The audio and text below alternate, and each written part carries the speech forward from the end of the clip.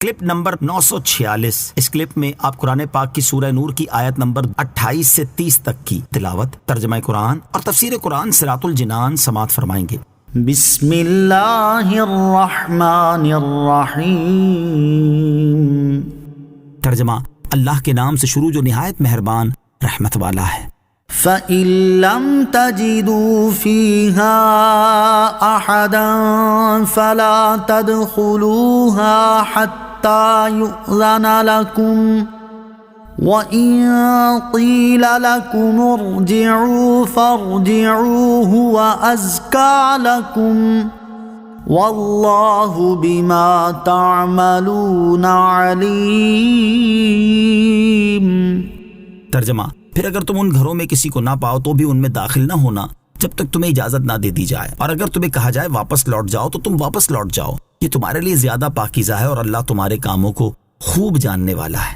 فَإِن لَّمْ تَجِدُوا فِيهَا أَحَدًا، پھر اگر تم ان گھروں میں کسی کو نہ پاؤ، یعنی اگر مکان میں اجازت دینے والا موجود نہ ہو تو بھی ان میں داخل نہ ہونا جب تک تمہیں اجازت نہ دے دی جائے، کیونکہ غیر کی ملک میں تصرف کرنے کے لیے اس کی رضامندی ضروری ہے، اور اگر مکان میں اجازت دینے والا موجود ہو اور وہ تمہیں کہے کہ واپس لوٹ جاؤ تو تم واپس لوٹ جاؤ، اور اجازت طلب کرنے میں اصرار اور منت سماجت نہ کرو۔ کسی کا دروازہ بجانے سے متعلق دو اہم باتیں۔ جب بھی کسی کے گھر جائیں تو دروازہ بجانے سے پہلے دو باتوں کا ضرور لحاظ رکھیں۔ نمبر 1، کسی کا دروازہ بہت زور سے کھٹکھٹانا اور شدید آواز سے چیخنا، خاص کر علماء اور بزرگوں کے دروازوں پر ایسا کرنا اور ان کو زور سے پکارنا مکروہ و خلاف ادب ہے، لہذا درمیانی انداز میں دروازہ بجائیں، اور آواز دینے کی ضرورت ہو تو درمیانی آواز سے پکاریں۔ یوں ہی جس کے گھر پہ بیل لگی ہو تو ایسا نہ کریں کہ بٹن پر ہاتھ رکھ کر ہی کھڑے ہو جائیں، اور جب تک دروازہ کھل نہ جائے اس سے ہاتھ نہ ہٹائیں، بلکہ ایک بار بٹن دبا کر کچھ دیر انتظار کریں۔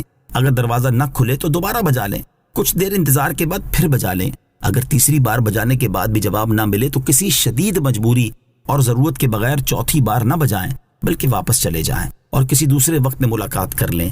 نیز یہاں یہ بھی یاد رہے کہ 3 مرتبہ تک دروازہ بجانے یا گھنٹی بجانے کی اجازت ہے، کوئی واجب نہیں، لہٰذا یہ بھی ہو سکتا ہے کہ 2 یا 1 مرتبہ دروازہ بجانے پر اگر کوئی دروازہ نہ کھولے تو واپس چلے جائیں۔ نمبر 2، جب کسی کا دروازہ بجائیں اور اندر سے پوچھا جائے کہ کون ہے تو اس کے جواب میں یہ نہ کہیں کہ میں ہوں، بلکہ اپنا نام بتائیں تاکہ پوچھنے والا آپ کو پہچان سکے۔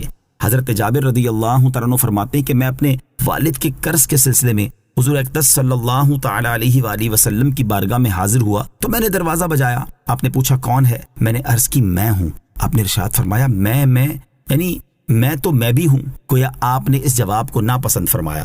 نوٹ، مزید تفصیل کے لیے باہر شریعت جلد 3 حصہ 16 سے مکان میں جانے کا بیان مطالعہ فرمائیں۔ ہوا ازکا لکم، یہ تمہارے لیے زیادہ پاکیزہ ہے، یعنی اجازت نہ ملنے کی صورت میں تمہارا لوٹ جانا تمہارے لیے زیادہ پاکیزہ کام ہے، کیونکہ بعض اوقات لوگ اس حال میں ہوتے ہیں کہ اس وقت وہ کسی کا اپنے پاس آنا پسند نہیں کرتے۔ دین اسلام کا وصف مذکورہ بالا آیت کریمہ سے معلوم ہوا کہ اسلام نے ہمیں زندگی کے ہر چھوٹے بڑے معاملے میں اپنی تعلیمات سے نوازا ہے اور زندگی کے آداب سکھائے ہیں، نیز دوسروں کی سہولت کا خیال رکھنا بھی سکھایا ہے۔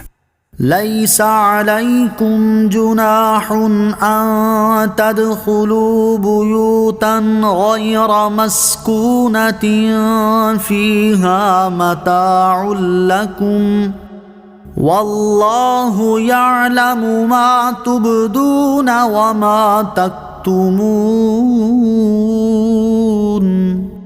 ترجمہ، اس بارے میں تم پر کچھ گناہ نہیں کہ ان گھروں میں جاؤ جو خاص کسی کی رہائش نہیں، جن میں تمہیں نفع اٹھانے کا اختیار ہے، اور اللہ جانتا ہے جو تم ظاہر کرتے ہو اور جو تم چھپاتے ہو۔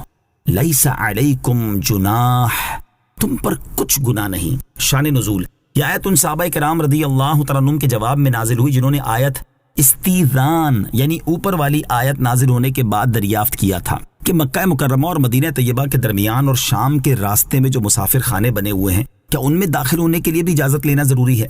اس پر فرمایا گیا کہ اس بارے میں تم پر کچھ گناہ نہیں کہ ان گھروں میں جاؤ جو خاص کسی کی رہائش نہیں، جیسے سرائے اور مسافر خانے وغیرہ، کہ اس میں جانے کے لیے اجازت حاصل کرنے کی حاجت نہیں اور ان سے تمہیں نفع اٹھانے کا اختیار ہے۔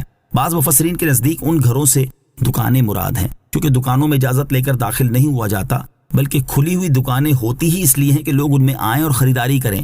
حقیقت میں اس سے مراد ہر وہ جگہ ہے جہاں شرعاً و عرفاً اجازت لے کر جانے کی حاجت نہیں۔ واللہ یعلم، اور اللہ جانتا ہے۔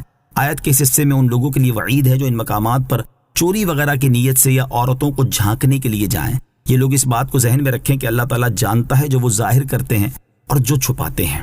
قل للمؤمنین یغضوا من ابصارهم ویحفظوا فروجهم ذلك ازکی لهم ان اللہ خبیر بما یصنعون۔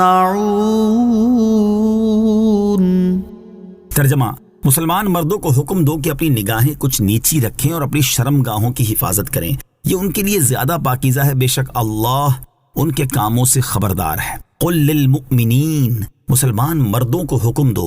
اس آیت میں مسلمان مردوں کو حکم دیا گیا کہ وہ اپنی نگاہیں کچھ نیچی رکھیں اور جس چیز کو دیکھنا جائز نہیں اس پر نظر نہ ڈالیں۔ وَيَحْفَظُوا فُرُوجَهُمْ، اور اپنی شرم گاہوں کی حفاظت کریں۔ آیت کے اس حصے کا ایک معنی یہ ہے کہ زنا اور حرام سے بچیں، دوسرا معنی یہ ہے کہ اپنی شرم گاہوں اور ان سے متصل وہ تمام اعضاء جن کا ستر ضروری ہے انہیں چھپائیں اور پردے کا اہتمام کریں۔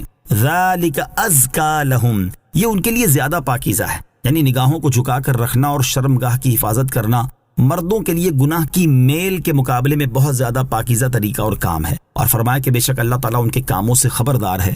امام عبداللہ بن احمد نصفی رحمۃ اللہ تعالی فرماتے ہیں اس میں نگاہیں جھکا کر رکھنے اور شرم گاہوں کی حفاظت کرنے کی ترغیب اور ایسا نہ کرنے پر ترہیب، یعنی اللہ تعالیٰ کے عذاب سے ڈرایا گیا ہے کہ اللہ تعالیٰ مردوں کے حالات، ان کے افعال اور ان کی نظریں گھمانے کے انداز سے خبردار ہے۔ وہ آنکھوں کی خیانت اور دلوں کی چھپی ہوئی باتیں جانتا ہے۔ جب مرد اس بات سے آگاہ ہیں تو ان پر لازم ہے کہ وہ اس معاملے میں اللہ تعالیٰ سے ڈریں اور ہر غلط حرکت و سکون سے